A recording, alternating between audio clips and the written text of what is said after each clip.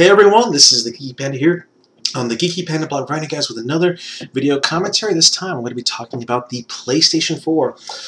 I haven't released a video out sooner for it because I was still researching it and figuring out, what it has to offer, and now I can finally say I can put out an opinion on it, and overall I am extremely excited to pick it up day one. Originally, I was leaning towards the Xbox, but the rumors I've been hearing, including always online, is, making me kind of like, okay, no.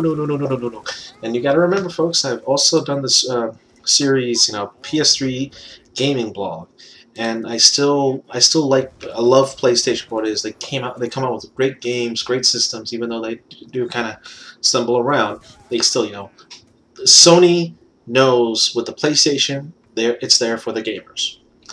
Microsoft is having this weird moment where I don't even know who they're trying to appeal now, but the gamers is more or less a backseat option.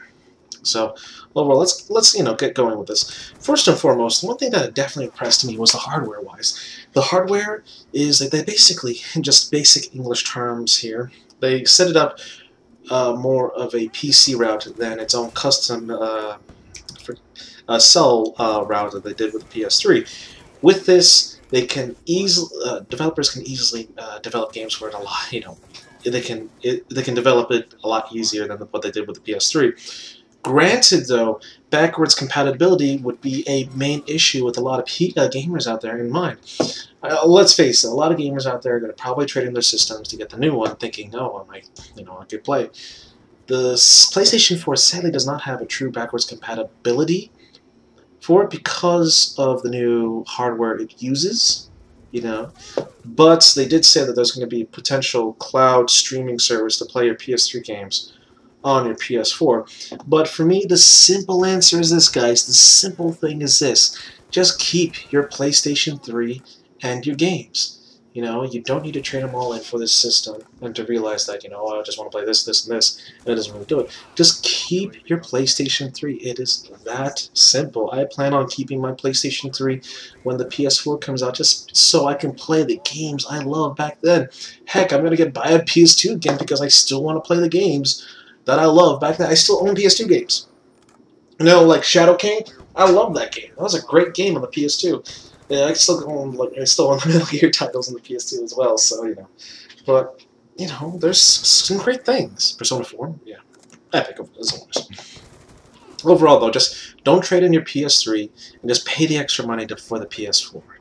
If you're going to go out if you have money to buy a PS4, you can make the full purchase. So overall, I did a little ranting there, but hardware-wise seems to be doing good with, backwards compatibility. It's kind of, downer, but just keep your PS3, it should all be fine.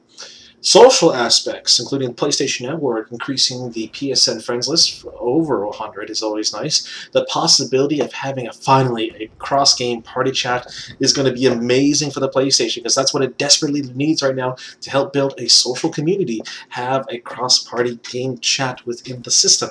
Also, the other potential social features that they will include in it, including the specific button on the controller saying "share me," it looks really good.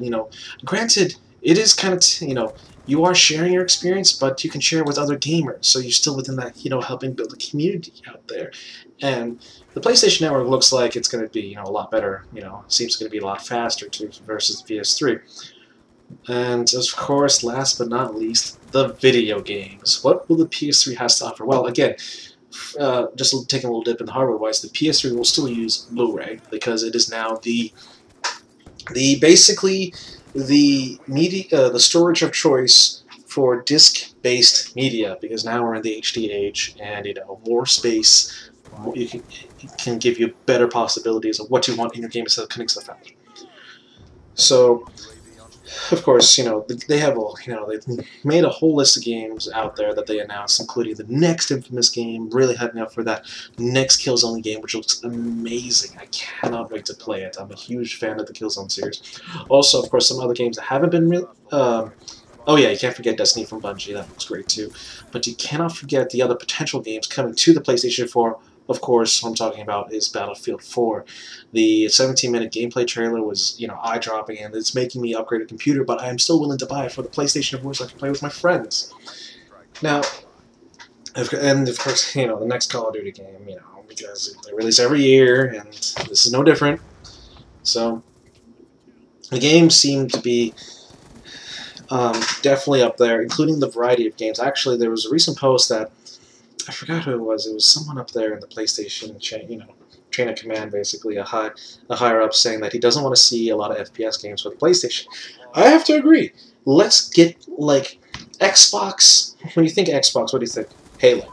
Okay. Next game. Call of Duty. Okay. Next game. Gears of War. Okay. What other game? You know, like maybe Mass Effect. But when you think PlayStation, what do you you know when you think PlayStation, what do you think? Uncharted series. That was a great game series. You know? Of course, the Metal Gear, even though it's one multi-platform, but you got some other stuff, including but not limited to some of the nicer, you know, smaller games like Journey and Flower. Those were really great innovative games. The creators of Heavy Rain and the next game that they're making, Beyond Two Souls, it looks like it's going to be a great game to play. Of course, you got the God of War series as well.